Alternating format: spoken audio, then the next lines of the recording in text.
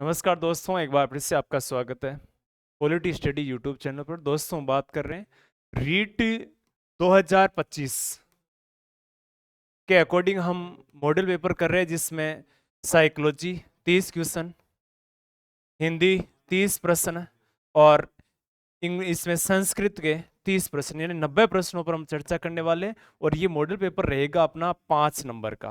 ठीक है। ये नेक्स्ट हम कंटिन्यू रेगुलर हिसाब से अपने नहीं देखे तो पिछले आपके जो मॉडल पेपर है 1 2 3 4 देख सकते हो। इसमें महत्वपूर्ण प्रश्न 30 90 प्रश्नों की अपनी चर्चा रहती है हर में। आइए सबसे पहले देखते हैं, निम्न में से कौन सा कथन विकास के बारे में सत्य नहीं है। कौन सा कथन है जो विकास के बारे में सत्य नहीं दिया गया? आपको असत्य कथन इसमें से चुनना है। विकास से अंतः क्रिया का फल है, विकास एक व्यवस्थित श्रृंखला का अनुगामी है, विकास एक व्यक्तिगत प्रक्रिया है, विकास विशिष्ट से सामान्य की ओर होता है। इसमें से आपको गलत कथन चुनना है। विकास विशिष्ट से सामान्य की ओर नहीं, इसके विपरीत होता है। क्वेश्चन नंबर देखो 2 नंबर पे, बालकों की सोच अमूर्तता की अपेक्षा मूर्त अनुभवों एवं प्रत्ययों से होती है। ये अवस्था है, कौन सी अवस्था है ये? तो ये 7 से 12 वर्ष की अवस्था इसमें आती है। नेक्स्ट देखो, इसमें मानव विकास किन दोनों के योगदान का परिणाम है?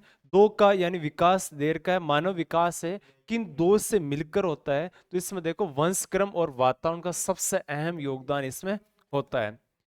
निम्न में से कौन प्याजे के अनुसार बौद्धिक विकास का निर्धारक तत्व नहीं है? प्याजे के अनुसार कौन सा है जो बौद्धिक विकास का निर्धारक तत्व नहीं है? सामाजिक जो संचरण होता है वो इसमें नहीं है। विशेष आवश्यकता वाले बच्चों को पढ़ाने के लिए निम्नलिखित में से कौन सी व्यू रचना, निम्नलिखित में से कौन सी जो व्यू रचना है वो अधिक उपयुक्त है? कौन सी व्यू रचना उपयुक्त रहेगी? तो इसमें सहकारी अधिगम तथा पीयर ट्यूरिंग सहपाठियों द्वारा अनुशिक्षण की जो रचना है वो सबसे बेटर रहती है। समस्या के अर्थ को जानने की योग्यता वातावरण के दोषों, कमियों एवं रिक्तियों के प्रति सजगता विशेषता है। कौन सी विशेषता इसमें है? तो सृजनशील बालकों की ये विशेषता होती है। एक कॉलेज जाने वाली लड़की ने फर्श पर कोट फेंकने की आदत डाल दी। एक लड़की की मां ने उससे कहा कि कमरे से बाहर जाओ और कोट को खूंटी पर टांको। लड़की अगली बार घर में प्रवेश करती है, कोट को हाथ पर रखकर अलमारी की तरफ जाकर कोट को खूंटी पर टांक देती है। ये उदाहरण है। ये किस प्रकार का उदाहरण है? तो ये श्रृंखलागत अधिगम का, यानी एक श्रृंखला से बालिकाओं को इसमें इसकी माँ कहती है बाहर जाओ, कोर्ट को कुंडी पर यानी अगली बार जैसे मान लो कि उसको बाहर आओ, किस प्रकार से प्रोसेस समझाया जाता है इसमें, उसकी आदत है उसमें एक श्रृंखलागत में डाली जाती है। बाह्य अभिप्रेरणा में समावेशित किया जाएगा। बाह्य जो अभिप्रेरणा होती है उसमें इसमें से किससे समावेश? तो इसमें प्रशंसा बिल्कुल, दोषारोपण बाहरी अभिप्रेरणा है, प्रत्युद्वंदता बाहरी अभिप्रेरणा है, पुरस्कार और दंड भी बाहरी है, परिणाम का ज्ञान, ये सारे के सारे क्या है? बाहरी अभिप्रेरणा का उदाहरण है। जिस प्रक्रिया में व्यक्ति दूसरों के व्यवहार को देखकर सीखता है, न कि प्रत्यक्ष अनुभव के या को कहा जाता है। इसे क्या कहा जाता है? तो इसको सामाजिक अधिगम कहा जाता है, जो दूसरों से सीखता है। अधिगम निर्योग्यता का लक्षण है। कौन सा लक्षण है? तो अवधान संबंधी बाधा या विकार इसके लक्षण है। अधिगम को प्रभावित करने वाला व्यक्तिगत कारक है। कौन सा कारक है जो अधिगम को प्रभावित करता है? परिपक्वता और आयु।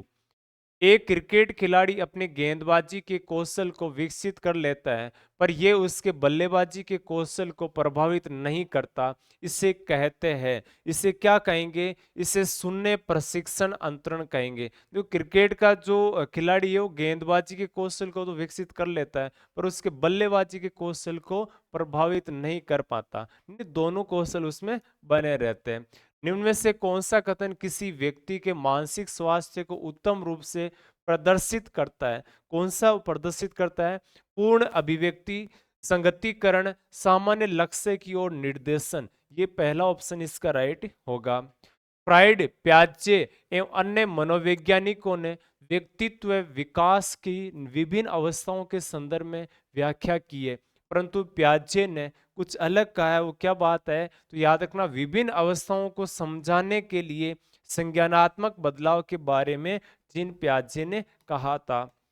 नेक्स्ट देखो, गिलफोर्ड ने अभिसारी चिंतन पद पर का प्रयोग किसके समान अर्थ में किया, तो किसके समान अर्थ में किया, सृजनात्मकता के समान किया। नेक्स्ट देखो, इसमें निम्न में से कौन सा कथन रुचि के बारे में सत्य नहीं है, रुचि के बारे में असत्य कथन चुनना। रुचि जन्मजात और अर्जित दोनों होती है, बिल्कुल सही है, दोनों प्रकार की होती है। रुचियां समय के अनुसार बदलती रहती है, बिल्कुल बदलती रहती है, जैसे बच्चों के फेवरेट डिश में परिवर्तन होता है। रुचियां योग्यताओं और अभिक्षमताओं से संबंधित नहीं होती है, सही बात है। रुचियां व्यवहार में आकर्षण और विकर्षण के प्रतिबिंब नहीं होती है, बिल्कुल होती है। नेक्स्ट देखो, अभिवृत्ति क्या होती है, अभिवृत्ति के बारे में पूछा है, तो एक भावात्मक प्रवृत्ति जो अनुभव के द्वारा संगठित होकर किसी मनोवैज्ञानिक वस्तु के प्रति पसंदगी या नापसंदगी के रूप में प्रतिक्रिया करती है, वो ही क्या होती है, अभिवृत्ति होती है। व्यक्तित्व एवं बुद्धि के वंशानुक्रम की, व्यक्तित्व और बुद्धि के वंशानुक्रम की भूमिका कितनी होती है, तो ये नाम मात्र की भूमिका होती है।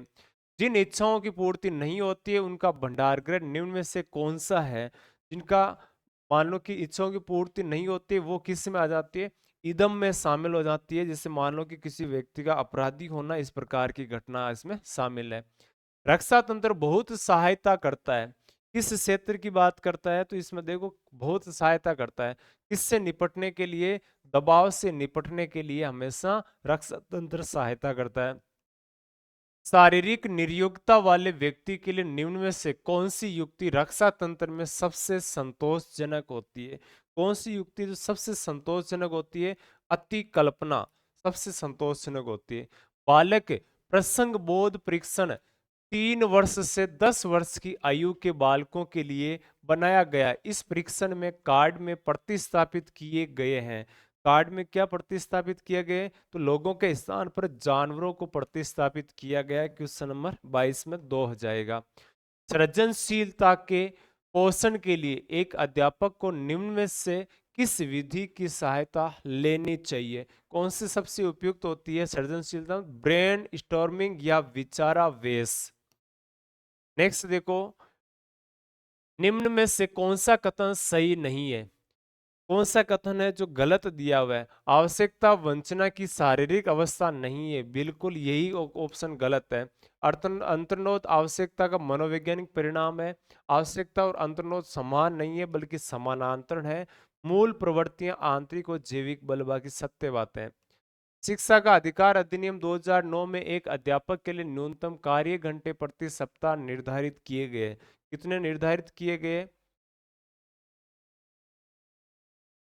क्वेश्चन नंबर 25 में देखो तो 45 घंटे इसमें निर्धारित किए गए। शिक्षा का अधिकार अधिनियम 2009 में एक अध्यापक को निम्न में से किस दायित्व को पूरा करना होगा, कौन सा दायित्व है जो पूरा करना होगा अध्यापक को, विद्यालय में नियमित रूप से समय पर उपस्थित होना, सही बात है। पाठ्यक्रम का संचालन कर पूरा करना, सही बात है। संपूर्ण पाठ्यक्रम को निर्धारित समय पर पूरा करना है भी इसमें अध्यापक की जिम्मेदारी, इसका मतलब ऑप्शन 4 ये सभी सत्य बातें हैं। राष्ट्रीय पाठ्यक्रम रूपरेखा एनसीएफ यानी 2005 में शांति शिक्षा को बढ़ावा देने के लिए कुछ क्रियाओं की अनुशंसा की गई है। पाठ्यक्रम रूपरेखा में निम्न में से किसे सूचीबद्ध किया गया है, किसे सूचीबद्ध किया गया है, महिलाओं के प्रति आदर एवं जिम्मेदारी का दृष्टिकोण विकसित करने के लिए कार्यक्रम आयोजित किए जाए, इसमें ऑप्शन ए राइट हो जाएगा। राष्ट्रीय पाठ्यचर्या की रूपरेखा 2005 में बातचीत की गई है, इसके संदर्भ में ज्ञान स्थायी है वह दिया जाता है, से ज्ञान का विकास हो और इसकी संरचना की जाती है, पहला ऑप्शन इसमें राइट होगा। क्रियात्मक अनुसंधान का उद्देश्य है, क्रियात्मक अनुसंधान का उद्देश्य होता है विद्यालय तथा कक्षा की शैक्षिक कार्य प्रणाली में सुधार लाना, क्रिएटिव। नेक्स्ट देखो, राष्ट्रीय पाठ्यचर्या 2000 रूपरेखा 2005 के अंतर्गत परीक्षा सुधारों में निम्न में से किस सुधार को सुझाया गया है, कौन से सुधार को, खुली पुस्तक परीक्षा बिल्कुल सही है, सतत निरंतर और व्यापक मूल्यांकन सही बात है, सामूहिक कार्य मूल्यांकन, ये सारे के सारे ऑप्शन राइट है। अब देखो भाग सेकंड में है हिंदी लैंग्वेज, हिंदी भाषा की हम बात करें तो इसमें देखो पहला ही ऑप्शन क्वेश्चन दे रखा है, कौन वर्ण घोष नहीं है। घोष और अघोष की अगर बात करें तो इसमें कौन सा है, 6 घोष वर्ण नहीं है, बाकी सारे घोष वर्ण में है। क्वेश्चन नंबर 32 देखो, किस शब्द में री स्वर नहीं है। री स्वर किस में नहीं है, तो रिवाज, दृष्टि, कृष्ण, कृपा में है, ध्यान रखना। किन ध्वनियों को अनुस्वार कहा जाता है। ऐसी कौन सी ध्वनियां जिन्हें अनुस्वार कहा जाता है। स्वर के बाद में आने वाली नासिक ध्वनियां हैं उनको अनुस्वार कहा जाता है। किस शब्द में गुण संधि है। कौन से शब्द में गुण संधि है, तो भारतेंदु शब्द है, इसमें गुण संधि मिलेगी, भारत प्लस इंदु। वृक्ष छाया का संधि विच्छेद होगा, तो वृक्ष प्लस छाया, छाया इसका संधि विच्छेद सही होगा। समश्रु शब्द का तत्भव रूप होगा। समश्रु जो शब्द दिया है उसका तत्भव रूप क्या होगा, समश्रु कहा जाता है मूछ को। अश्रु आंसुओं को कहा जाता है। विपरीत अर्थ का बोध कराने वाले शब्द को कहते हैं। इस शब्द को क्या कहेंगे, विपरीत का मतलब विलोम होता है। नेक्स्ट देखो, वर्ण शब्द का अर्थ नहीं होता है। वर्ण शब्द का अर्थ नहीं होता है, तो आकाश का अर्थ नहीं। नेक्स्ट देखो, वर्ण का मतलब रंग, जाति, अक्षर होता है। कौन शब्द कमल का पर्यायवाची नहीं है। ऐसा शब्द आपको चुनना है जो कमल का पर्यायवाची, जलज है, अंबुज है, पंकज है, तो मनसिज नहीं है, ध्यान रखना। जिसका मन व ध्यान दूसरी तरफ हो के लिए एक शब्द होगा। एक शब्द कौन सा होगा, अन्य मनस्क, अन्य उसका मन हो। अभिधा शब्द शक्ति में, अभिधा शब्द शक्ति में क्या होता है, वाच्यार्थ प्रकट होता है, हमेशा ध्यान रखना, ठीक है। भाववाचक संज्ञा के अंतर्गत आते हैं, भाववाचक संज्ञा के अंतर्गत आते हैं गुण, दोष आदि इसमें सम्मिलित है। मदन काली पतलून पहनकर खेलने आया में विशेषण है। वे शब्द जो किसी विशेषता बताने वाले शब्द पूछे इसमें, तो इसमें काली पतलून कैसी पहनकर आया, काली, तो काली इसमें विशेषण है। वहां मोहन के पैसे कोई नहीं था, वाक्य में रिक्त स्थान प्रयुक्त होगा। रिक्त स्थान आपको चुनना है, अलावा, मोहन के अलावा कोई नहीं था। हमें सफलता मिलने तक प्रयास करना चाहिए। इस वाक्य तक, तक जो शब्द दिया हुआ है उसमें ये तक क्या है, तो ये तक है संबंध बोधक अव्यय। अव्यय वो होते हैं जो कभी किसी परिस्थिति में बदलते नहीं है। को और के लिए किस कारक के चिन्ह है। को और के लिए किस कारक है, तो संप्रदान को, याद रखना। नेक्स्ट देखो, उद्देश्य और विधेय किसके अंग है। उद्देश्य और विधेय वाक्य के अंग है। नेक्स्ट क्वेश्चन नंबर 48 देखो, तेंदुलकर ने 1 ओवर में 5 छक्के लगाए, इस वाक्य में उद्देश्य है। तेंदुलकर ने 1 ओवर में 5 छक्के लगाए, तेंदुलकर क्या है, इसमें उद्देश्य है। नेक्स्ट देखो, विराम चिन्ह जो दे रखा है, इस विराम चिन्ह का नाम क्या है। विराम चिन्ह का क्या नाम है, इसको बोलते हैं अर्ध विराम। क्या बोलेंगे, अर्ध विराम। किसी कठिन शब्द को स्पष्ट करने के लिए किस विराम चिन्ह का प्रयोग होता है, इसमें कोष्टक जो होता है ना उसको प्रयोग किया जाता है। अवसर का लाभ उठाना के लिए उपयुक्त है। अवसर का लाभ उठाना, बहती गंगा में हाथ धोना। बाधा डालना मुहावरे का अर्थ है। बाधा डालना यानी रोड़ा अटकाना या रोड़ा अटका देना। अपना हाथ जगन्नाथ, इसका आपको अर्थ बताना है। अपना हाथ जगन्नाथ, अपने हाथ से काम करना ही उपयुक्त होता है। अपने आप को सर्वे सर्वा माना जाता है। नेक्स्ट देखो, मैं तुम सबको खूब समझता हूं, तुम सब एक जैसे हो के लिए उपयुक्त शब्द है कौन सा, एक थैली के चट्टे बट्टे कहा जाता है इनको। अधिसूचना का प्रकाशन कहाँ होता है। अधिसूचना का प्रकाशन होता है राजपत्र या जिसको बोलते हैं गजट, ठीक है। निविदा सूचना का उद्देश्य होता है, निविदा सूचना का उद्देश्य होता है समान काम, सामान की आपूर्ति करवाना, सामान की नीलामी करवाना, निर्माण कार्य करवाना। इनमें से तीनों काम है वो इसमें होते हैं, निविदा निकालना। किसी कार्यालय द्वारा एक साथ अनेक प्रेषितियों को भेजा जाने वाला शासकीय पत्र, ज्ञापन या आदेश को क्या कहा जाता है, उसे कहा जाता है परिपत्र। क्वेश्चन नंबर 58 देखो, एक सूचना आपके लिए ये है कि 58 से 60 के लिए गद्यांश पढ़ते हुए आपको फिर प्रश्नों के उत्तर देने हैं। देखो क्वेश्चन नंबर, इस गद्यांश का शीर्षक होगा, बहुत सिंपल, आराम से रीड करते हुए देना कि इसमें संगति के बारे में अच्छे से बताया गया है। ठीक है, कुछ संघ का अर्थ है, कुछ संघ का क्या अर्थ होता है, तो कुशल साथी इसका अर्थ होता है। नेक्स्ट क्वेश्चन नंबर 60, इस गद्यांश का केंद्रीय भाव क्या है? एक मिनट है, कुशल का अर्थ क्या होता है? ये कुशल साथी नहीं, इसका ऑप्शन हो जाएगा अपने बुरी संगत, कुसंग पूछा है। इस गद्यांश का केंद्रीय भाव है, केंद्रीय भाव कौन सा है? संगति का महत्व है। अब देखो ये 30 क्वेश्चन अपने किससे मिलने वाले हैं? संस्कृत भाग, या मैं बात करूं भाषा सेकंड, दो भाषाएं हिंदी और संस्कृत का पेपर लेकर आए, अंग्रेजी हम नहीं लाए। 61 नंबर क्वेश्चन देखो, है वर्ण से उच्चारण स्थानम विद्यते, है वर्ण उसका उच्चारण स्थान कौन सा है? तो कंठ है उसका उच्चारण स्थान है। ए स्वर वर्ण से उच्चारण स्थानम भवति, ए स्वर जो वर्ण होता है इसका उच्चारण स्थान कौन सा है? तो इसका कंठ तालु उच्चारण स्थान है। मूर्धा उच्चारण स्थानम कथ्यते, मूर्धा जो होता है उसको उच्चारण स्थान कथ्यते कौन सा? देखो इसमें से, इसमें होता है रे वर्ण से। सवराकति, स्वर कितने होते हैं? तो स्वर होते हैं 9, सवराकति 64 में 9 है, 9। स्त्री शब्द से स्त्रीलिंग लिंगे प्रथमा विभक्ति बहुवचने रूपम भवति, रूपम भवति तीसरे। नेक्स्ट देखो इसमें वेदा संति, वेद कितने हैं? तो वेद है 4 वेद है। ठीक है, अगला क्वेश्चन देखो नेक्स्ट में, क्वेश्चन नंबर 67, लता शब्द से सप्तमी बहुवचने रूपम भवति, शब्द बहुवचने रूपम भवति लतासु।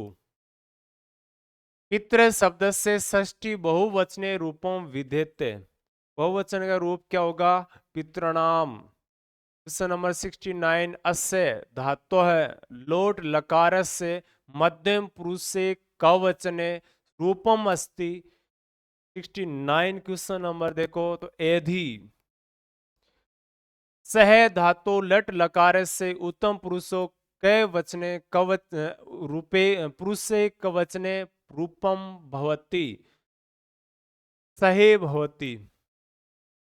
क्रे धातु लट लकार से उत्तम पुरुष बहुवचन रूपम विधेते, जो क्रे धातु है उसको उत्तम यानी लट लकार उत्तम पुरुष और बहुवचन के रूप में आपको प्रदर्शित करना है, इसको हो जाएगा एक्रोम है। पा धातु लट लकार से प्रथम पुरुष बहुवचने रूपम अस्ति, पा धातु है उसको लट लकार प्रथम पुरुष बहुवचन के रूप में आपको दर्शाना है, तो क्या हो जाएगा? पास्यंती। संस्कृत के कति कारकाणी भवति, संस्कृत में कति कितने कारक है? तो इसमें षष्ठ कारकाणी भवति। 74 बालके रिक्त स्थान विभेति, रिक्त स्थान पूरियत, आपको रिक्त स्थान पूरा करना है, सर्पात है। नेक्स्ट देखो राक्षसा है, ईर्ष्यंती में समुचित पदयान रिक्त स्थान पूरियत, रिक्त स्थान पूरा करना है, देवेभ्य। गोविंद है, शीर्षा खलवाट है, इत्यत्र रेखांकित पदे कारणम स्पष्टत, रेखांकित पद को कारण को स्पष्ट करता है। अंग विकार थे, शक्तिम अनतिक्रम्य इत्यत्र समस्त पदम सूचित, समस्त पद को सूचित करना है इसमें, तो यथाशक्ति, यथाशक्ति के अनुसार। गो सुखम इत्यत्र समास है कै, गो सुखम में कौन सा समास है? इत्यत्र तत्पुरुष समास है अस्ति। त्रयणाम लोकानाम समाहार समस्त पद वर्तते, समस्त पद के वर्तते त्रिलोकी। पित्रो इत्यत्र विग्रह कार्य, माता चे पिता चे। बाले चलती इत्यत्र संधि करनी, इसका आपको संधि करनी है और संधि करोगे तो आ जाएगा बालस चलती। प्रेजते संधि विच्छेद कार्य, संधि विच्छेद कार्य प्रे प्लस एजते। कोस्ति इत्यत्र कै संधि, कोस्ति में कौन सी संधि है? तो पूर्व रूप संधि। कृष्ण संधि विच्छेद करनी है, कृष्ण का आपको संधि विच्छेद करने है, कृष्ण प्लस न है। संस्कृत इत्यत्र कै उपसर्ग, संस्कृत में कौन सा उपसर्ग है? तो सीधी सी बात, इसमें सम उपसर्ग होता है। पच पच प्लस कत इत्यत्र प्रयुक्त पदम भवति, कौन सा पद प्रयुक्त हुआ है इसमें? तो पक्व है। उथाय इत्यत्र कै प्रत्यय, उथाय में कौन सा प्रत्यय है? तो इसमें लेप प्रत्यय है। नेक्स्ट क्वेश्चन नंबर देखो, विवादेन रिक्त स्थानम तुद अव्यनेन पूर्यते, तुद अव्यनेन पूर्यते अलम। 89, गुरु शिष्य से प्रश्न पूछता है, संस्कृत अनुवाद है करणीय। गुरु शिष्य से प्रश्न पूछता है कि संस्कृत अनुवाद करना है। गुरु शिष्यम प्रश्नम पृच्छति। क्वेश्चन नंबर 90 देखो, हम सबको सत्य बोलना चाहिए, हम सबको सत्य बोलना चाहिए, इसका अनुवाद करना है आपको, वयम सत्यम वदेम। ये महत्वपूर्ण अपने 90 प्रश्न थे, जिसमें हिंदी, संस्कृत और साइकोलॉजी के टोटल 30-30 प्रश्नों के आधार पर थे। और ये अपने कंटिन्यू इसी प्रकार से देखते रहिए मॉडल पेपर। आज के लिए जितने भी साथी जुड़े, शेयर अवश्य करें और देखते रहिए, सुनते रहिए, तैयारी करते रहिए। पॉलिटी स्टडी यूट्यूब चैनल पर। आज के लिए जय हिंद, नमस्कार साथी।